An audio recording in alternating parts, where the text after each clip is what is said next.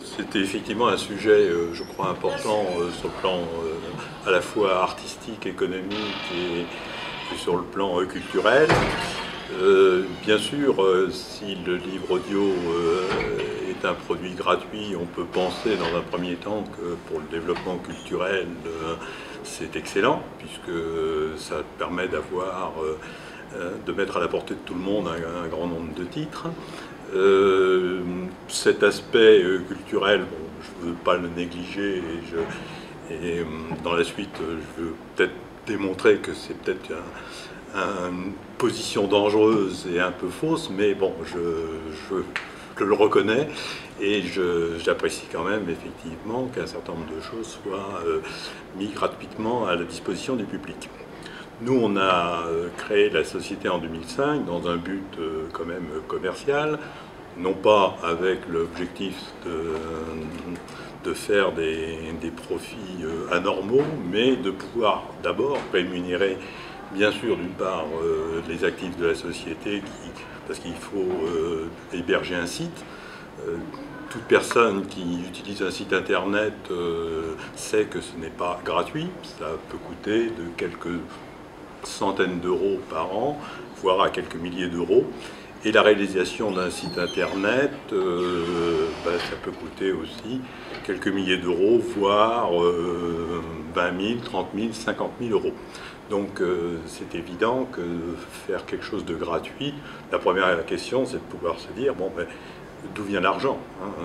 Soit on a affaire à des sponsors qui peuvent payer ces sommes et mettre à disposition gratuitement un site et un hébergement, mais si ce n'est pas le cas, ben, il faut quand même commercialiser. Commercialiser donc en vendant les produits et en respectant bien sûr les lois qui sont les nôtres, c'est-à-dire la rémunération des ayants droit. Donc on est parti nous sur cette optique. Et on s'est dit, ben, c'est vrai, de temps en temps, il faut aussi attirer, comme on dit, le chaland. Ben, il faut donner la possibilité aux gens d'écouter quelques titres, quelques morceaux, sans qu'ils aient forcément la nécessité de payer. Donc on a mis effectivement quelques contenus, et il y a encore quelques contenus gratuits sur notre site. On a tendance à les réduire pour les raisons que je vais exposer après, mais enfin, il y en a encore quelques-uns. L'inconvénient du gratuit mélangé au payant, c'est que c'est un petit peu ce qu'on va trouver dans tout le problème du téléchargement, c'est que les gens vont télécharger plus souvent le gratuit que le payant, puisqu'ils peuvent avoir gratuitement quelque chose et ils ont l'impression qu'ils ont la même chose gratuitement qu'en payant, ce qui est totalement évidemment faux. On a donc pris le parti de faire payer, aujourd'hui on a plus de 1000 titres à notre catalogue, et donc de faire payer 1000 titres, et on a en gratuit une vingtaine. Bon, donc ça donne un peu l'idée des proportions, c'est de 1 à 50 et non pas de 1 à 10 ou même de 1 à 5. Et on a regardé bien sûr comment développer l'action commerciale de notre catalogue, etc. C'est-à-dire qu'il y a des associations qui, elles, sont vraiment des associations de malvoyants. On connaît tous Valentin Huy, on connaît tous Lire dans le Noir. Bon, enfin, il y a un certain nombre d'associations comme ça, les bibliothèques sonores, etc. Bon, donc elles tournent très bien et elles ont pratiquement aujourd'hui tous les droits. C'est-à-dire qu'il y a 2 ans, une association reconnue d'utilité publique défendant des malvoyants peut prendre n'importe quel livre de n'importe quel éditeur, le mettre en voix et donc le diffuser dans le cadre de son association.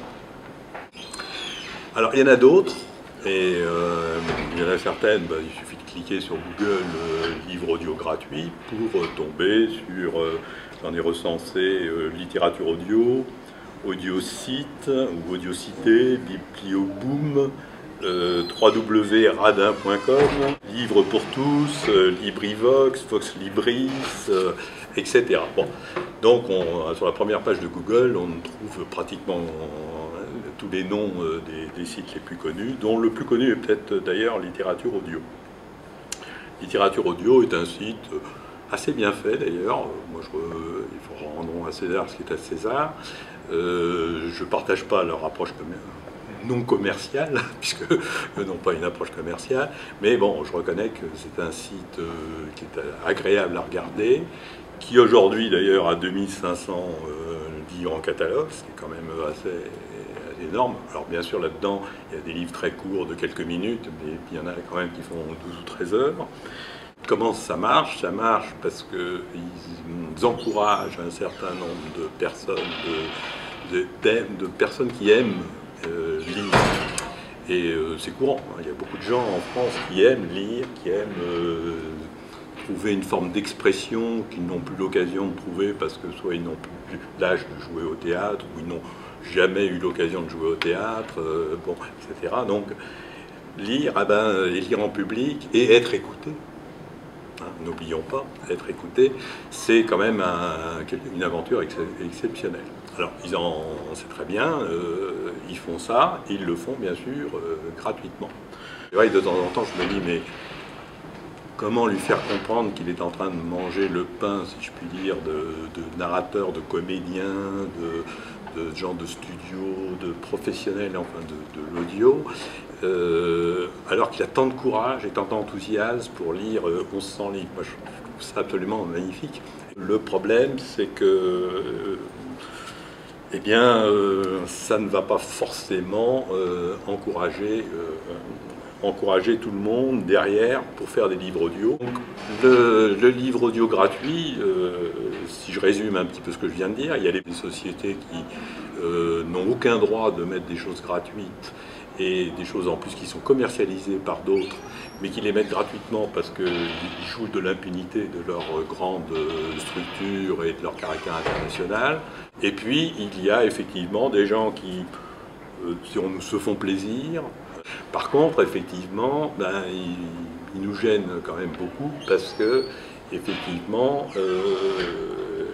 ils tuent la création dans tout le domaine du livre de droit.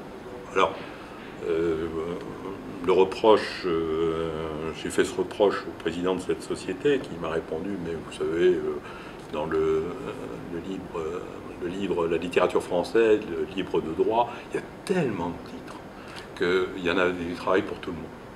C'est vrai, le seul problème, c'est, je prenais l'exemple du journal d'une femme de chambre, si demain j'enregistre ou je fais enregistrer n'importe quel titre, le Père Goriot, peu importe, enfin, un titre classique bien connu, eh bien, si le surlendemain, ces sites gratuits les mettent aussi à la disposition du public, eh bien c'est fini.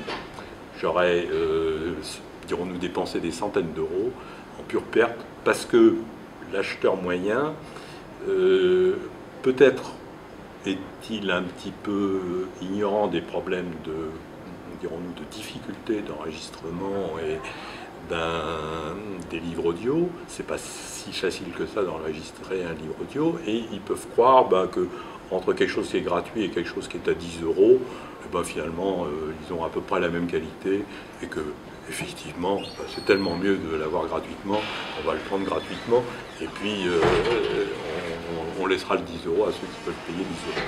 Il y en a d'autres vivent d'une publicité, par exemple pour Amazon. Il y a un site comme ça qui met des livres gratuits, mais en fait il fait de la publicité à côté pour Amazon, donc il vit de la publicité.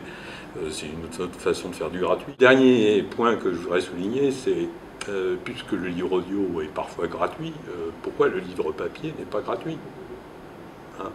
Parce qu'il faut aller jusqu'au bout de la logique.